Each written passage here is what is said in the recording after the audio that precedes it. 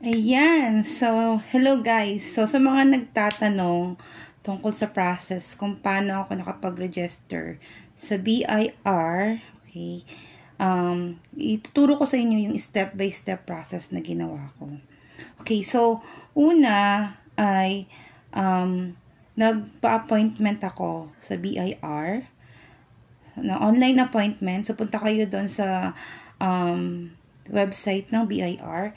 And then, nagpa-appointment ako. So, ituturo naman sa inyo kung saang branch ng BIR kayo pupunta. Na doon, kasi tatanungin kayo doon sa website kung saan yung location nyo. And then, nagpa-register ako ng DTI online. So, nagbayad ako. So, barangay scope is 200 pesos. So, via GCash ko lang din siya binayaran. And then, sa email ko lang din sinend yung DTI certificate. So, prinint ko yon. And then, naghanap ako ng BIR accredited na nagpiprint ng receipt.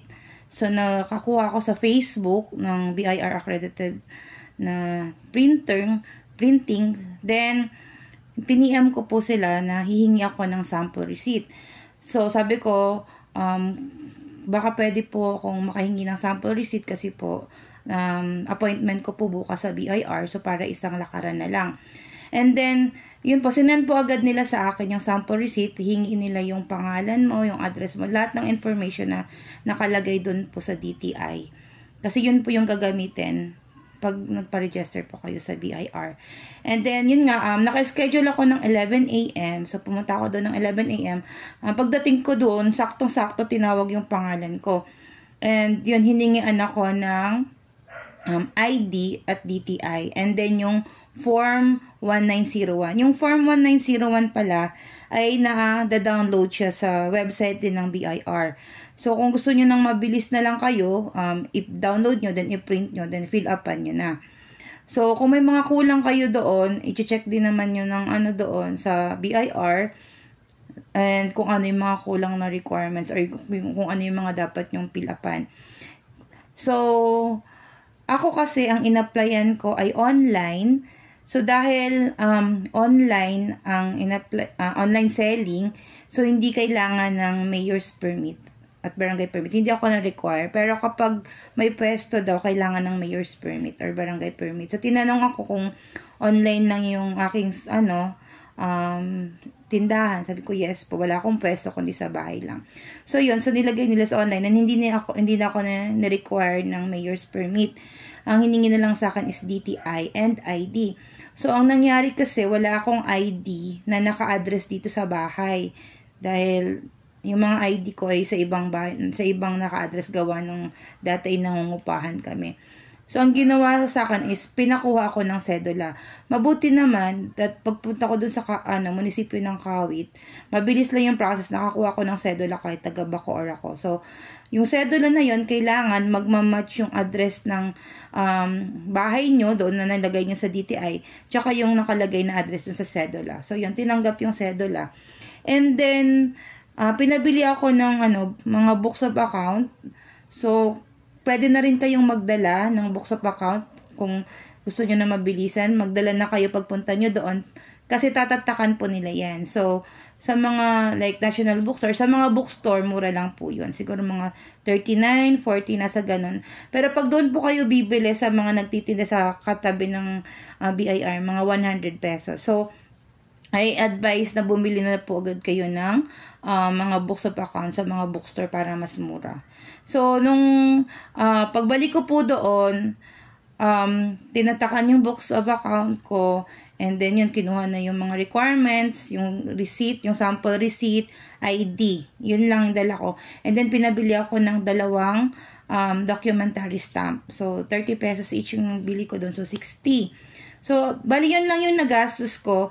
And then, siguro nagantay lang ako ng mga 3 hours. Binigay na sa akin yung ATP or Authority to Print. So, yung ATP na yon ay ipapadala mo, pwedeng scan doon sa nagpiprint ng receipt. Okay? Then, doon ka sa kanila, kung kanino ka kumuha ng sample receipt, doon ka rin magpapaprint ng receipt. Kasi, merong part doon sa pipilapan sa 1901 na kailangan mo yung information ng accredited, BIR accredited printer. So, nakalagay doon dapat yung pangalan ng nagpiprint, ng establishment na magpiprint ng resibo mo, tapos yung accreditation number. So, binigay sa akin yung ATP, and then yung ATP, pinay-scan ko na lang, and sinend ko doon sa magpiprint ng receipt. So, yun lang ang naging transaction. So, bale, overall, ang binayaran ko lang ay 230 para sa and sa DTI. So, 200 yung barangay, and then 30 yata is yung para sa documentary stamp din. And sedula, dahil nga yung ID ko ay hindi naka-address sa bahay. Pero kung naka-address sa bahay nyo yung ID nyo, is walang problema. So, binayaran ko sa sedula is 25. So, ilan lang yun? 230 plus 25. And then, sa books of account, meron pong iba't ibang category or iba't ibang klase kasi ng books of account. So, ang nabayaran ko doon ay 150 pesos, 4 na books of account. So, yun nga, nabili ko siya sa National Bookstore. And then, yung resibo, yun yung medyo malaki yung babayaran. So, 10 booklets yung binili ko, 1,500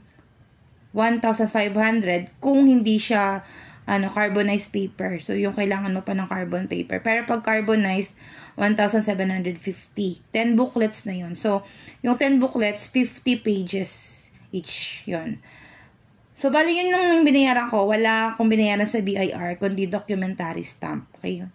Before daw, merong 500 na registration fee. Pero, ngayong taon lang, tinanggal na siya. So, yun. So, 230 for the DTI, and then 1,500 for the receipt, and yung books of account 150, and documentary stamp 60 pesos. So sedula kasi yun 25 pesos. So that's all. Wala pang 2,000 yung nagastos ko.